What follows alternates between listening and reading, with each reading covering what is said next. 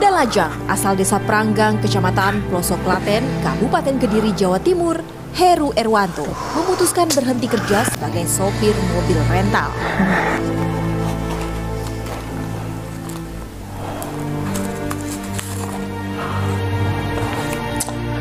Uang tinggal selembar lagi.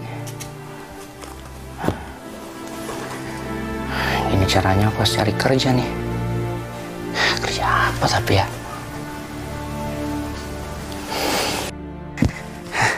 Tekadnya ingin memperbaiki taraf hidup.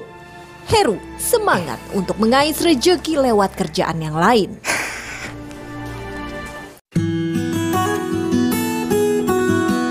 Di desa Wedoro Sukun, Kecamatan Waru, Kabupaten Sidoarjo, Jawa Timur, pasangan suami istri Manto dan Yanti memiliki 2 orang putri, Clara dan Fani.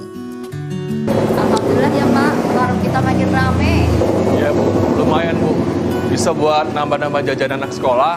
Iya Pak. Iya. Ya, mudah-mudahan lah. Selepas pagi, Manto sudah bebenah di kedai kopi miliknya. Dari kedai ini jugalah Manto menghidupi keluarganya. Assalamualaikum. Waalaikumsalam. Bu, kita mau berangkat dulu ya. Hati-hati ya. Iya. Hati-hati di jalannya ya. Iya Pak. Sekolah yang pintar ya, jangan nakal ya. Siap. Hati, Assalamualaikum. Waalaikumsalam. Karena kita udah gede ya Bu ya. Iya Pak.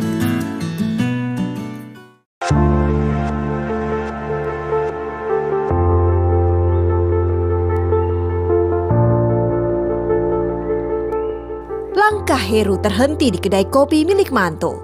Sementara Yanti, sang pemilik kedai kopi, tengah berbenah menunggu pembeli. Bu, Iya Mas. saya pesan kopinya 1 ya Bu. Ya, silahkan duduk.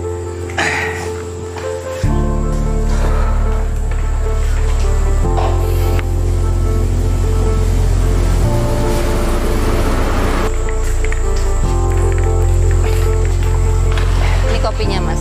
Terima kasih ya Bu. Sepertinya lelah banget. Dari mana toh? Iya Bu, saya habis cari kerjaan Bu. Oh gitu.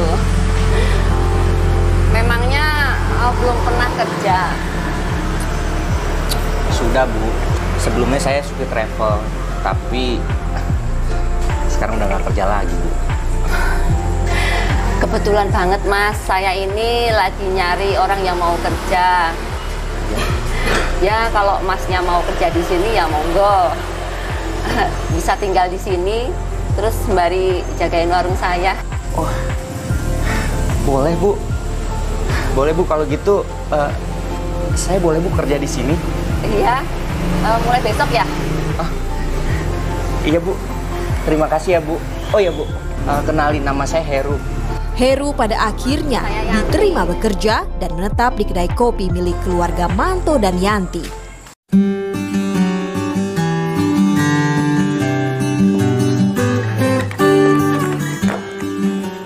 Mas Heru, Ibu, iya Bu. gimana? Lancar toh? Alhamdulillah Bu, lancar. Ini daftar menunya. Kamu tahu? Heru terlihat bersemangat ketika baik, Bu. Yanti memberi arahan Tapi jangan tentang lupa pekerjaan bilang yang biar harus bersih. ia lakukan. Iya Bu, baik.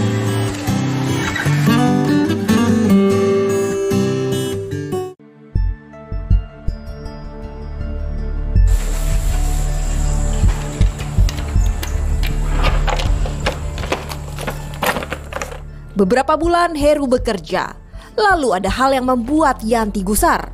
Seringkali ia kehilangan beberapa barang miliknya. Adalah Heru yang kemudian menjadi tertuduh. Mas Heru, Iya Bu. uang yang 500.000 tak taruh di laci itu kamu lihat nggak ya? Kok hilang ya? Saya nggak tahu Bu. Lagian juga saya nggak berani Bu buka laci. Tapi kok nggak ada ya? Hilang. Jangan-jangan kamu yang ambil. Baru aja Bu kerja hitungan bulan, udah dituduh ambil uang. Asal Bu tahu ya, saya tuh nggak suka dituduh Bu. Mas Heru, tunggu. Jangan pergi dulu. Tuduhan Yanti Tak tahu kepada di mana Heru ya tidak uangnya. terbukti karena ternyata uang Yanti terselip. Mas. Ibu mohon maaf ya. Ibu udah nuduh kamu. Ternyata uangnya keselip. Ibu taruh. Terus kamu tetap kerja di sini ya? Makanya Bu, kalau naruh uang tuh hati-hati. Kalau bukan sama Ibu, saya nggak mau lagi Bu kerja di sini. Iya Mas, sekali lagi Ibu minta maaf ya. Ya udah, kerja lagi ya.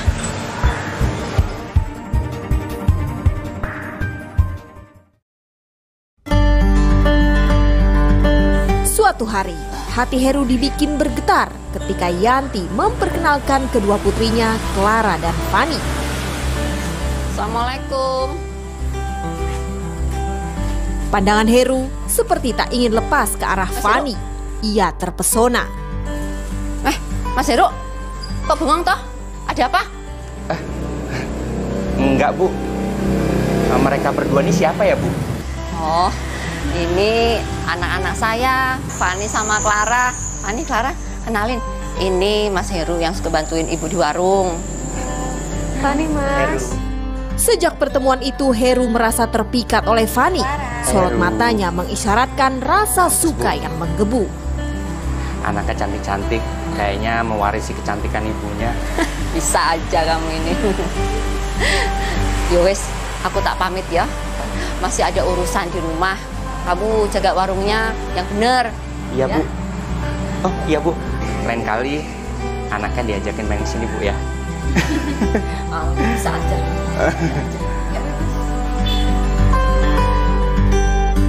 Gak nyangka ya, Bu Yanti anaknya cantik dan ayu. Apalagi Fani. Aku jatuh hati sama dia. Akankah Fani mau menerima Heru atau malah menolaknya? Ikuti kelanjutan ceritanya, tetaplah di Waspada selepas jeda.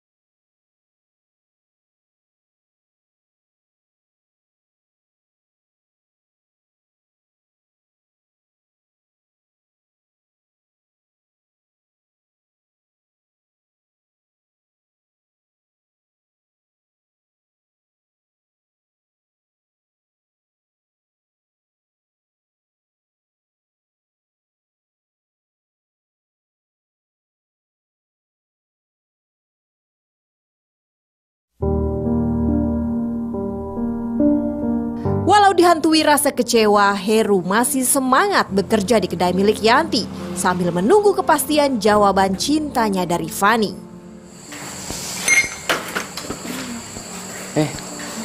Dek Fani. Mas Heru, Iya Bu. stok kopi masih ada enggak? Masih Bu, tapi gulanya aja Bu yang mau habis. Oh ya wes, nanti kamu beli ya pasar. Iya Bu. Oh iya Dek Fani, ngomong-ngomong, yang waktu itu loh, udah tak jawabannya belum? Kan Ibu sudah bilang, Mas. Aku masih kuliah. Mas Heru, gimana toh? Saya kan udah pernah bilang, belum waktunya. Iya Bu, namanya juga usaha. Ya wes, jangan lupa beli gulanya ya. Ayo Van, pulang. Ayo Mas, duluan ya.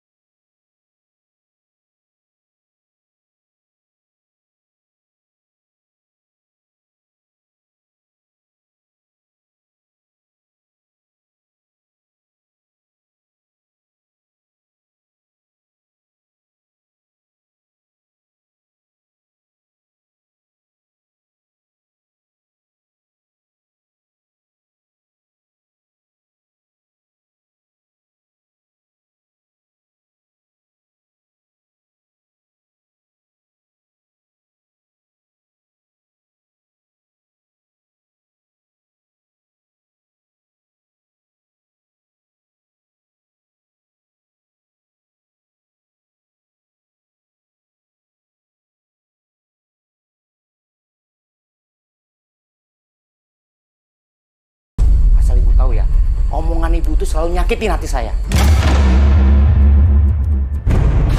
Ini caranya, saya keluar aja, Bu. Mas Heru, Mas Heru. Heru kecewa dan sakit hati. Ia pun memutuskan berhenti bekerja di kedai kopi milik Yanti.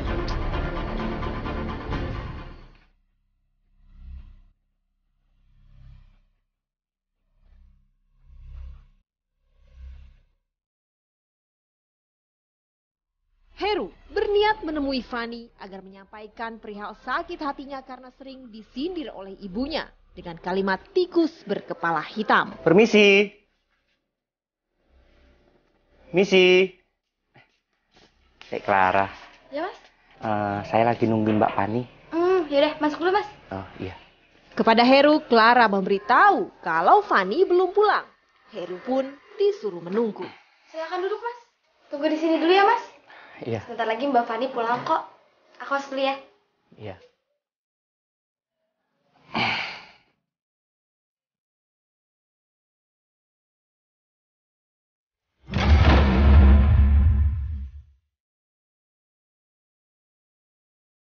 Hampir 1 jam menunggu Fani tiba di rumahnya. Heru menunggu dengan cemas, langsung menyapa Fani dengan tegas. Pertanyaan Heru bersambut sinis dari Fani.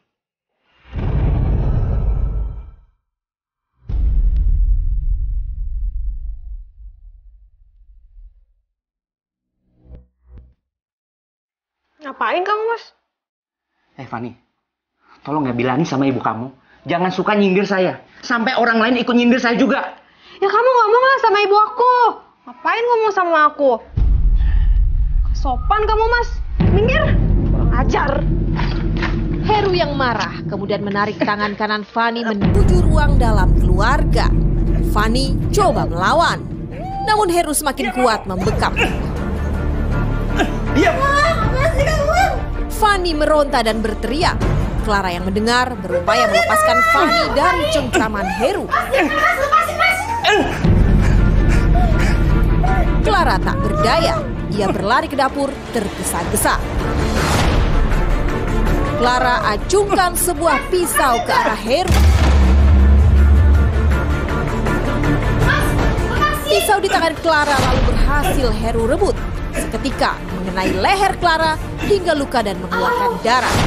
Clara tersungkur. Melihat adiknya tersungkur tak bernafas, Fani terus meronta sambil berteriak-teriak.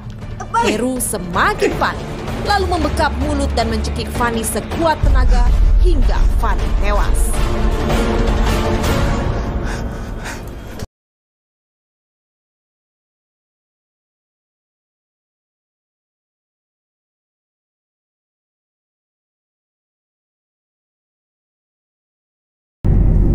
Dua nyawa tumpas di tangan Heru. Panik dan takut, Heru mencari cara menghilangkan jejak. Sebuah sumur ia temukan di bagian belakang rumah. Selanjutnya, Heru menarik jasad kakak beradik dan memasukkannya ke dalam sumur. Sadis.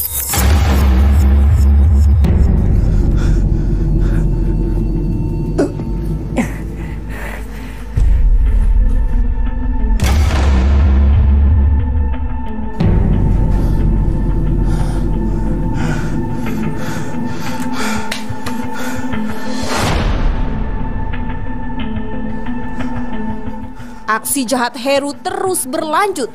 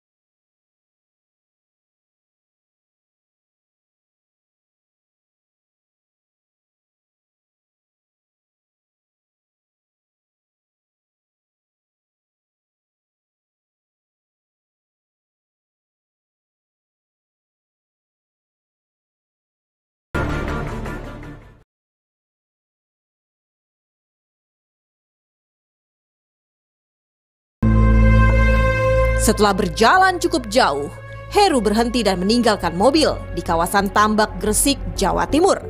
Kemudian Heru bersembunyi di sebuah penginapan tidak jauh dari lokasi mobil ditinggalkan.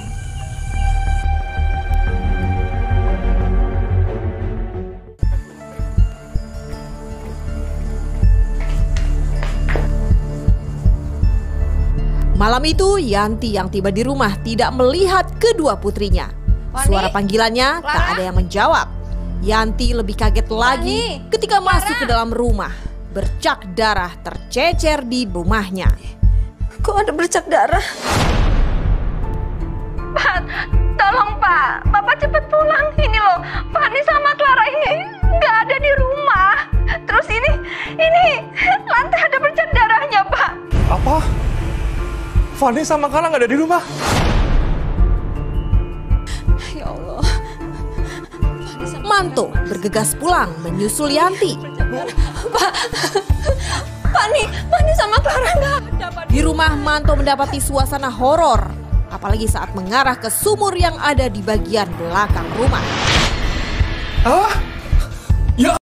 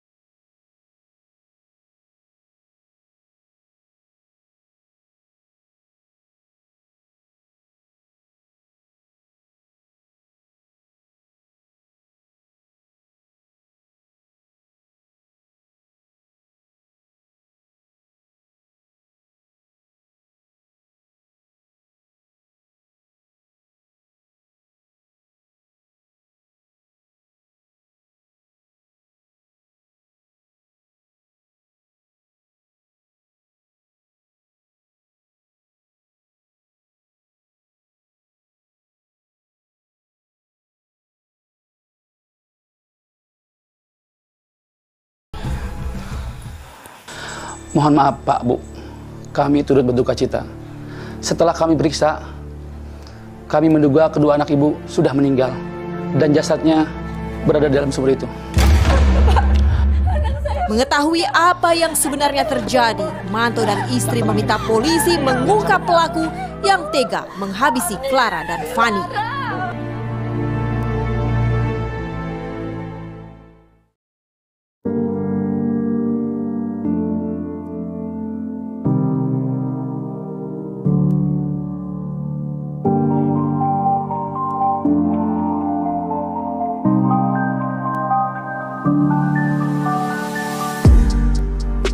Butuh waktu lama, jajaran kepolisian Polresta Sidoarjo menangkap Heru Erwanto, pelaku yang tega membunuh kakak beradik Dira Fani Anjani dan Dea Clara. Kepada polisi, tersangka mengaku nekat membunuh lantaran ia sakit hati dengan ungkapan kata dari ibu korban. Ia juga kecewa rasa suka kepada anaknya tak terbalas.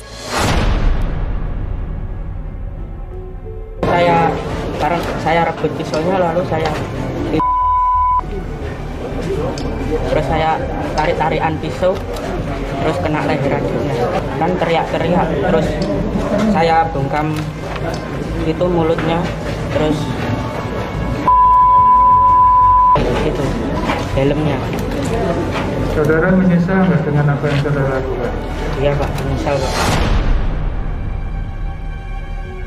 Motifnya bisa dibilang ada cinta bertepuk tangan juga ini. Kemudian juga masalah ingin memiliki barang karena waktu ini handphone sama laptopnya sempat dibawa seperti itu. Nah, kita ditolak terus kemudian bertindak. Setelah menjalani proses sidang pada Kamis 22 Februari 2022, Majelis Hakim Pengadilan Negeri Sidoarjo akhirnya menjatuhkan vonis hukuman penjara seumur hidup kepada terdakwa Heru Erwanto. Majelis Hakim menyatakan terdakwa terbukti secara sah dan meyakinkan bersalah melakukan tindak pidana pembunuhan.